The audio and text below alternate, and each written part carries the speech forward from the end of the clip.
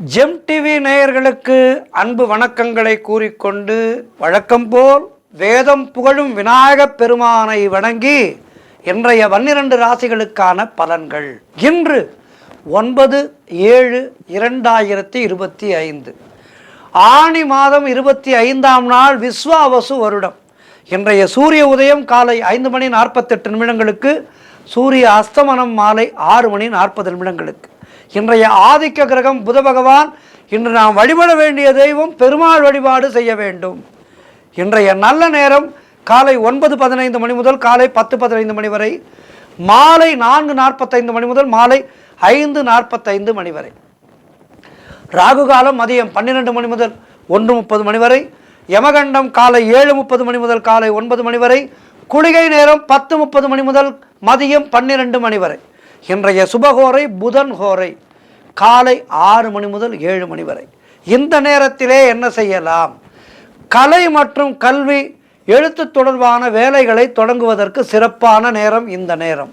அதேபோல் ஏதேனும் வழக்குகள் நடந்து கொண்டிருந்தால் அது விஷயமாக வழக்கறிஞரை பார்ப்பதற்கும், வீட்டிலே யாருக்கேனும் ஜாதகம் புதிதாக எழுத வேண்டும் என்றால் அதற்கும், ஜாதகம் பார்ப்பதற்கும், புது கணக்கு துவங்குவதற்கும், புதிய தொழில் தொடங்குவதற்கும், விவசாயிகள் விதை விதைப்பதற்கு உகந்த நேரம் இந்த நேரம்.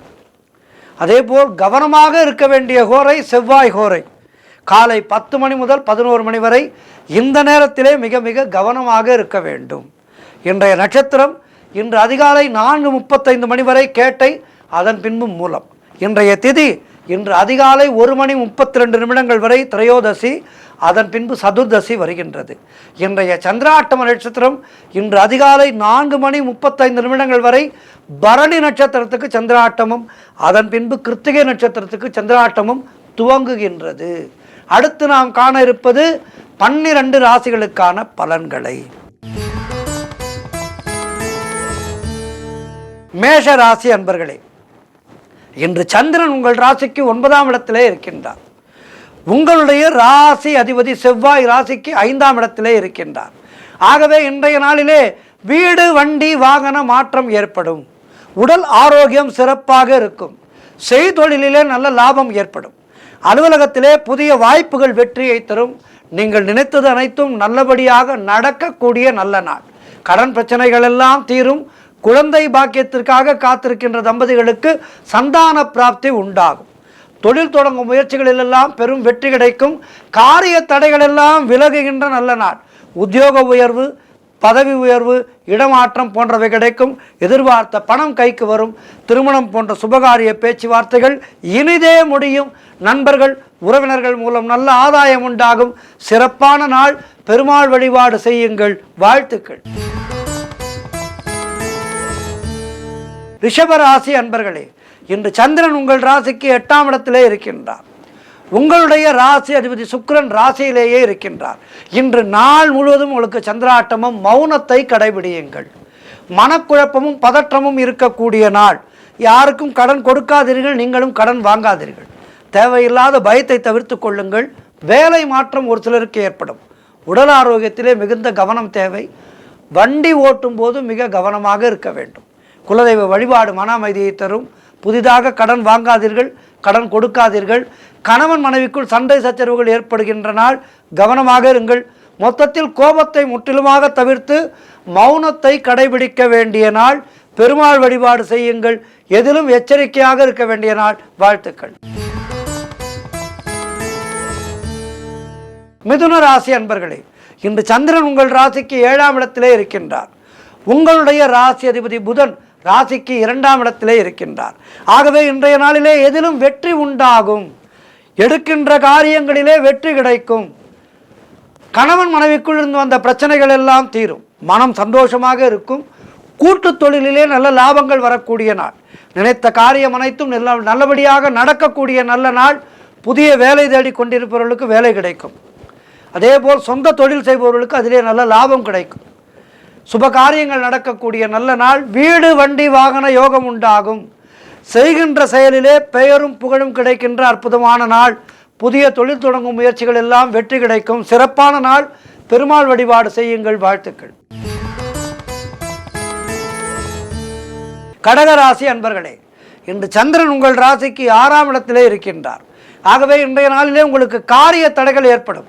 எப்போதுமே இந்த 6ஆம் இடத்திலே சந்திரன் இருக்கின்ற காலமும் 8ஆம் இடத்துக்கு வருகின்ற சந்திராஷ்டம காலமும் நம்மை படுத்தும்.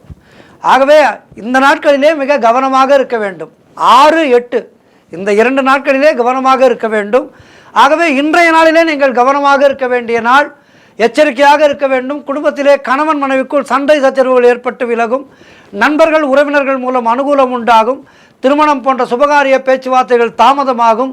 தொழில் மற்றும் வியாபாரத்திற்காக புதிய முதலீடுகளை புதிய முயற்சிகளை தவிர்க்க வேண்டிய நாள்.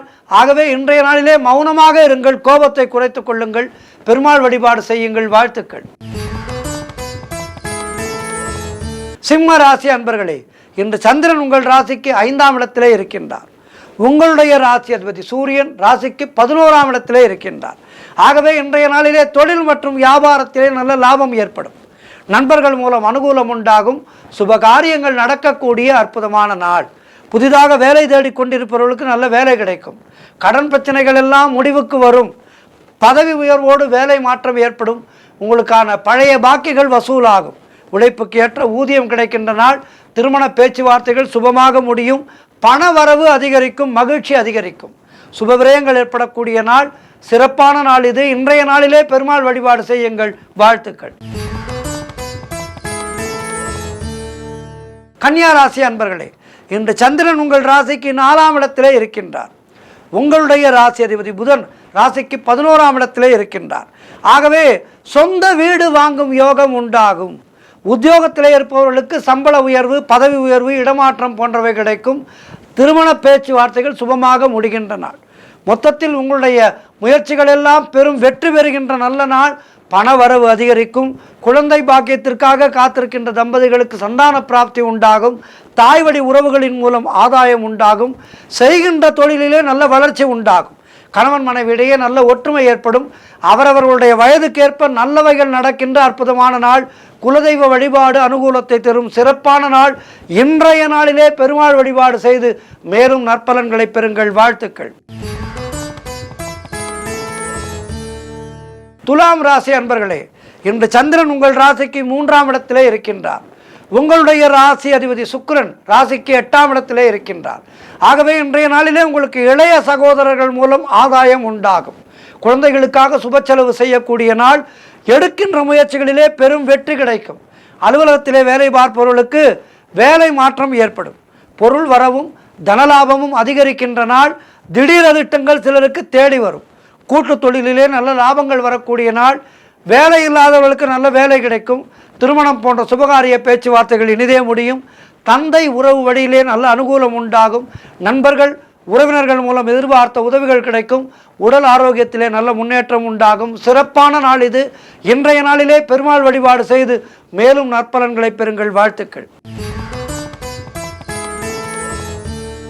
விருச்சிக ராசி அன்பர்களே, இன்று சந்திரன் உங்கள் ராசிக்கு 2ஆம் இடத்திலே இருக்கின்றார்.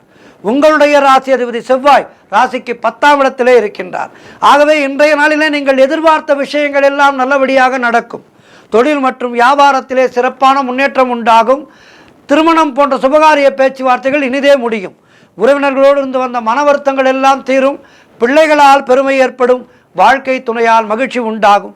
கடன் பிரச்சனைகள் தீரும். பொருளாதாரம் திருப்திகரமாக இருக்கும். மொத்தத்தில் மனம் சந்தோஷமாக இருக்கும். எதிர்பார்த்த வெற்றிகள் எல்லாம் கிடைக்கின்ற அற்புதமான நாள். சுபகாரியங்கள் நடக்கக்கூடிய நல்ல நாள். புதிதாக ஏதேனும் பொருட்கள் வாங்குவீர்கள். சிறப்பான நாள் இது. இன்றைய நாளிலே பெருமாள் வழிபாடு செய்து மேலும் நற்பலன்களை பெறுங்கள். வாழ்த்துக்கள். தனுசு ராசி அன்பர்களே, இன்று சந்திரன் உங்கள் ராசியிலேயே இருக்கின்றார். உங்களுடைய ராசி அதிபதி குரு ராசிக்கு 7ஆம் இடத்திலே இருக்கின்றார். ஆகவே இன்றைய நாளிலே அலுவலகத்திலே பதவி உயர்வு, சம்பள உயர்வு போன்றவை கிடைக்கும். உடல் ஆரோக்கியம் திருப்திகரமாக இருக்கும். மனம் சந்தோஷமாக இருக்கும். மொத்தத்தில் உங்களுடைய முயற்சிகள் எல்லாம் பெரும் வெற்றி பெறும். தொட்டதெல்லாம் பொன்னாகக்கூடிய அற்புதமான நாள். பண வரவு அதிகரிக்கும். பொருளாதாரம் திருப்திகரமாக இருக்கும். நண்பர்கள் மூலம் நல்ல அனுகூலம் உண்டாகும். வேலை இல்லாதவர்களுக்கு நல்ல வேலை கிடைக்கும். காரிய தடைகள் எல்லாம் விலகி எடுக்கின்ற முயற்சிகளிலே பெரும் வெற்றி கிடைக்கின்ற நல்ல நாள். மனம் உற்சாகமாக காணப்படக்கூடிய நல்ல நாள். குழந்தை பாக்கியத்திற்காக காத்திருக்கின்ற தம்பதிகளுக்கு சந்தான பிராப்தி உண்டாகும். பெருமாள் வழிபாடு செய்யுங்கள். வாழ்த்துக்கள். மகர ராசி அன்பர்களே, இன்று சந்திரன் உங்கள் ராசிக்கு 12ஆம் இடத்திலே இருக்கின்றார். உங்களுடைய ராசி அதிபதி சனி ராசிக்கு 2ஆம் இடத்திலே இருக்கின்றார். ஆகவே குலதெய்வ வழிபாடு வெற்றியை தரும். வீண் வாக்குவாதங்களை எல்லாம் தவிர்க்க வேண்டிய நாள். வேலை மாற்றம் ஒரு சிலருக்கு உண்டாகும். தேவையில்லாமல் மற்றவர்களுடைய விஷயங்களிலே தலையிடக்கூடாது. காரிய அனுகூலம் உண்டாகின்ற நாள். மேலதிகாரிகளால் நெருக்கடிகள் உண்டாகும். வீண் விரயங்கள் உண்டாகும். தொழில் சம்பந்தமான புதிய கடன் எதுவும் வாங்காதீர்கள். நீங்களும் கடன் கொடுக்காதீர்கள். உத்தியோக உயர்வும் பணியிட மாற்றமும் கிடைக்கின்ற நாள். பொருளாதாரம் நெருக்கடியாக இருக்கும். சுப செலவுகள் உண்டாகும். அலுவலகத்திலே வேலை பளு அதிகமாக இருக்கும். மொத்தத்தில் இன்றைய நாளிலே எதிலும் எச்சரிக்கையாக இருக்க வேண்டிய நாள். பெருமாள் வழிபாடு செய்யுங்கள். வாழ்த்துக்கள். கும்பராசி அன்பர்களே, இன்று சந்திரன் உங்கள் ராசிக்கு 11ஆம் இடத்திலே இருக்கின்றார். உங்களுடைய ராசி அதிபதி சனி ராசியிலேயே இருக்கின்றார். ஆகவே இன்றைய நாளிலே உங்களுக்கு எல்லா விதமான பாக்கியங்களும் கிடைக்கின்ற நல்ல நாள். மூத்த சகோதரர்கள் மூலம் ஆதாயம் உண்டாகும். பொருளாதாரத்திலே பெரும் வளர்ச்சி உண்டாகும். குடும்ப ஒற்றுமை சந்தோஷத்தை தரும். நண்பர்கள் மூலம் நல்ல அனுகூலம் உண்டாகும். எதிர்பார்த்த பணம் கைக்கு வரும். வீடு வண்டி வாகன மாற்றம் ஏற்படும். குழந்தைகளால் பெருமை அடைவீர்கள். காரிய தடைகள் விலகும். உடல் ஆரோக்கியத்திலே நல்ல முன்னேற்றம் உண்டாகும். சுபகாரியங்கள் நடக்கக்கூடிய நல்ல நாள். சிறப்பான நாள் இது. இன்றைய நாளிலே பெருமாள் வழிபாடு செய்யுங்கள். வாழ்த்துக்கள். இறுதியாக மீனராசி அன்பர்களே, இன்று சந்திரன் உங்கள் ராசிக்கு 10ஆம் இடத்திலே இருக்கின்றார். உங்களுடைய ராசி அதிபதி குரு ராசிக்கு 4ஆம் இடத்திலே இருக்கின்றார். ஆகவே இன்றைய நாளிலே உங்களுடைய திறமைகள் எல்லாம் வெளிப்படும். பெயரும் புகழும் கிடைக்கக்கூடிய நல்ல நாள். பொருளாதாரத்திலே பெரும் வளர்ச்சி உண்டாகும். குழந்தை பாக்கியத்திற்காக காத்திருக்கின்ற தம்பதிகளுக்கு சந்தான பிராப்தி உண்டாகும். கடன் தொல்லைகள் விலகும். மனக்குழப்பங்கள் தீரும். மன தெளிவு ஏற்படும். புதிய முயற்சிகள் கைகூடும். தொழிலிலே நல்ல முன்னேற்றம் உண்டாகும். திருமணம் போன்ற சுபகாரிய பேச்சுவார்த்தைகள் இனிதே முடியும். உத்தியோக உயர்வு பணியிட மாற்றம் போன்றவை கிடைக்கும். உடல் ஆரோக்கியம் நன்றாக இருக்கும். மொத்தத்தில் இன்றைய நாள் அற்புதமான நாள். பெருமாள் வழிபாடு செய்யுங்கள். 12 ராசியினருக்கும் இன்றைய நாள் சிறப்பாக இருக்க பிரார்த்திக்கின்றேன். அனைவரும் பெருமாள் வழிபாடு செய்வோம். நன்றி, வணக்கம். இன்றைய ஆன்மீக தகவல், நரசிம்மர் வழிபாடு. கேட்டதை கொடுக்கின்ற வழிபாடு நரசிம்மர் வழிபாடு. நரசிம்மரிடத்திலே நாளை என்பது இல்லை என்று சொல்வார்கள். நாளை என்பது இல்லாமல் நாம் கேட்டவுடன் கேட்ட வரத்தை தருகின்ற தெய்வம் நரசிம்மர். ஆனால் அந்த நரசிம்மர் வழிபாடு என்பதை நாம் சரியாக செய்ய வேண்டும். சரியாக செய்கின்ற வழிபாட்டுக்கு நிச்சயமாக பலன் உண்டு. நரசிம்மர் கேட்டதை கொடுக்கின்ற அற்புதமான தெய்வம். இன்றைய நாளிலே நரசிம்மரை பற்றித்தான் நாம் பார்க்க இருக்கின்றோம். மதுரை அருகே இருக்கின்ற யானை மலை ஒத்தக்கடை என்ற இடத்திலே அமைந்திருக்கின்றது யோக நரசிம்மர் ஆலயம். இந்த யோக நரசிம்மரை வணங்கினால் நமக்கு என்ன கிடைக்கும்? எல்லா விதமான யோகங்களும் கிடைக்கக்கூடிய அற்புதமான தெய்வம் நரசிம்மர். இந்த ஆலயத்தினுடைய ஸ்தல வரலாறை பற்றித்தான் இன்றைய நாளிலே நாம் ஆன்மீக தகவலிலே பார்க்க இருக்கின்றோம். ஷோலிங்கர் ஸ்தலம் இருக்கின்றது. அகோபில ஸ்தலம் இருக்கின்றது. இப்படி நரசிம்மருக்கான ஸ்தலங்கள் நிறைய இருக்கின்றது. நாமக்கல் ஆஞ்சநேயர் இருக்கின்றார். இப்படி நரசிம்மருக்கான தலங்கள் நிறைய இருக்கின்றது. அந்த வகையிலே இந்த மதுரை ஒத்தக்கடை இந்த ஆலயம் மிக பழமை வாய்ந்த ஆலயமாகும். இங்கே மூலவராக யோக நரசிம்மர் வீட்டிலிருந்து நமக்கெல்லாம் அருள்வாளிக்கின்றார். தாயாருடைய பெயர் நரசிங்கவல்லி என்பதாகும். அற்புதமான தமிழ் பெயர் நரசிங்கவல்லி. ஆலய தீர்த்தம் சக்கர தீர்த்தம். இங்கு இந்த கோவில் ஒரு குடைவரை கோவில். நரசிம்மர் வீட்டிருக்கின்ற ஆலயங்களிலேயே மிகப்பெரிய உருவத்தை கொண்ட ஆலயம் இந்த ஆலயம்தான். இந்த ஆலயத்திலே இருக்கின்ற நரசிம்மர் மிகப்பெரிய ரூபத்தோடு நமக்கெல்லாம் அற்புதமாக காட்சி தருகின்றார். இந்த ஆலயத்தினுடைய தல வரலாறு என்னவென்றால், உரோமச முனிவர் தனக்கு புத்திர பாக்கியம் வேண்டி இந்த யானைமலை தலத்துக்கு வந்து சக்கர தீர்த்தத்திலே நீராடி யாகத்தை தொடங்கினார். நரசிம்மரை அவரது நரசிம்ம அவதார கோலத்திலேயே தரிசிக்கவும் விரும்பினார் முனிவர். இறைவனும் உரோமச முனிவருடைய விருப்பப்படியே உக்கிர நரசிம்மராக தோன்றி காட்சி தந்தார். ஆனால் நரசிம்மருடைய அந்த உக்கிர கோல வெப்பத்தால் உலகமே தகித்தது. இதனை தாங்கிட முடியாமல் தேவர்களும் முனிவர்களும் பிரகலாதனிடம் சென்று முறையிட்டார்கள். பிரகலாதன் சிரஞ்சீவி. பிரகலாதனிடம் முறையிட்டார்கள். பிரகலாதனும் இத்தலத்துக்கு வந்தார். ஆனால் நரசிம்மருடைய உக்கிரம் குறைந்ததே தவிர வெப்பம் முற்றிலும் நீங்கவில்லை. இதையடுத்து அன்னை மகாலட்சுமியிடம் அனைவரும் முறையிட்டனர். மகாலட்சுமியும் இத்தலத்துக்கு வந்தார். அதன் பிறகே மகாலட்சுமியை பார்த்தவுடன் நரசிம்மருடைய உக்கிரம் முழுமையாக மாறி தணிந்தது. மேலும் அன்னை மகாலட்சுமியை அணைத்து கொண்டார். யோக நரசிம்மராக கேட்டதை வழங்குகின்ற வள்ளலாக இந்த தலத்திலே நரசிம்மர் அருள் புரிகின்றார். அதாவது தெய்வங்கள் நமக்கெல்லாம் அவ்வப்போது காட்சி கொடுத்து கொண்டுதான் இருக்கின்றார்கள். இப்போது கலிகாலத்திலே கூட நிறைய மகான்களுக்கு தெய்வம் காட்சி அளித்திருக்கின்றார்கள். நம்முடைய பக்தியானது உயர்வாக இருந்தால் அந்த உயர்வான தெய்வம் நமக்காக இறங்கி வரும். இதுதான் தெய்வத்தினுடைய மகிமை. இத்தலத்திலே இருக்கின்ற யோக நரசிம்மர் அந்த முனிவருக்காக இறங்கி வந்தார்.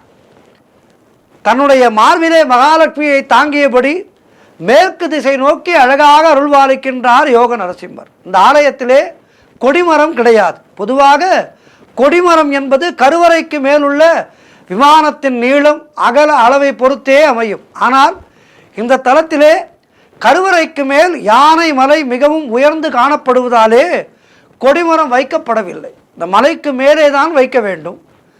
அந்த அளவுக்கு செய்ய முடியாது என்பதால் விட்டுவிட்டார்கள். நரசிம்மராக அவதாரம் எடுத்தது தேய்பிறை சதுர்த்தி காலத்திலே.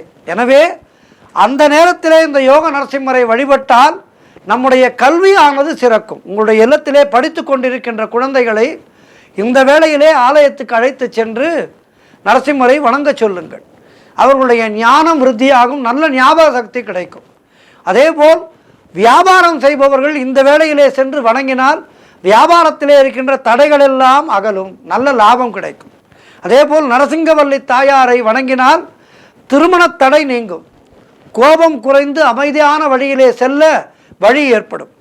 இன்றைக்கு நிறைய இல்லங்களிலே விவாகரத்து என்கின்ற பேச்சு நிறைய அடிபடுகின்றது.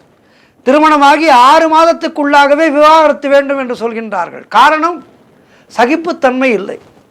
ஒருவரை ஒருவர் புரிந்து கொண்டு வாழ வேண்டும். அதற்கு சகிப்புத்தன்மை வேண்டும். இந்த ஆலயத்துக்கு வந்து நரசிங்கவல்லி தாயாரை வணங்கினால் அவர்களுடைய இல்லமானது சந்தோஷமாக இருக்கும். விவாகரத்து என்கின்ற அந்த நாராசமான வார்த்தை எங்கேயும் கேட்காது.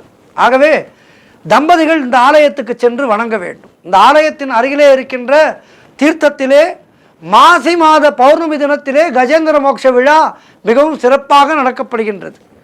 அதேபோல் திருவண்ணாமலையைப் போலவே இங்கு ஒவ்வொரு பௌர்ணமி தோறும் கிரிவலம் நடைபெறுகின்றது என்பது கூடுதலான தகவலாகும். பௌர்ணமியிலே இந்த ஆலயத்திலே கிரிவலம் செய்தால் அவர்களுக்கு கேட்டதெல்லாம் கிடைக்கும். இத்தலத்திலே சிவபெருமானுக்கு பிரதோஷ காலம் விசேஷமானது. அதுபோல நரசிம்மருக்கும் பிரதோஷ காலம் என்பது விசேஷமாகும். ஒவ்வொரு பிரதோஷத்துக்கும் இங்கு சிறப்பான பூஜைகள் நடைபெறுகின்றது. அந்த பிரதோஷ பூஜையிலே கலந்து கொள்பவர்களுக்கு நரசிம்மருடைய அனுகிரகம் பரிபூர்ணமாக கிடைக்கும். மதுரையிலே இருந்து சென்னை செல்கின்ற தேசிய நெடுஞ்சாலையிலே மதுரை மாட்டுத்தாவணி பஸ் நிலையத்திலே இருந்து சுமார் 8 கிலோமீட்டர் தூரத்திலே இருக்கின்றது இந்த அற்புதமான நரசிம்மர் கோவில். ஆகவே இந்த ஆலயத்துக்கு எதிர்வரும் நாட்களிலே சென்று இந்த நரசிம்மரை வணங்கி வாழ்விலே எல்லா வளமும் நலமும் பெறுவோம். யோக நரசிம்மாய நமக. உக்ரம் வீரம் மகாவிஷ்ணும் ஜுவலந்தம் சர்வதோமுகம் நரசிம்மம் பீஷணம் பத்ரம் மித்ரம் மித்ரம் நமாமியகம் என சொல்லி நரசிம்மருடைய அந்த மந்திரத்தை சொல்லி வணங்குபவர்களுக்கு எல்லா விதமான வளங்களும் நலங்களும் கிடைக்கும் என்பது ஐதீகம். உக்ரம் வீரம் மகாவிஷ்ணு ஜுவலந்தம் சர்வதோமுகம் நரசிம்மம் பீஷணம் பத்ரம் மிருத்யும் மிருத்யும் நமாமியகம். இந்த மந்திரத்தை சொல்லி நரசிம்மரை போற்றுவோம். நன்றி, வணக்கம்.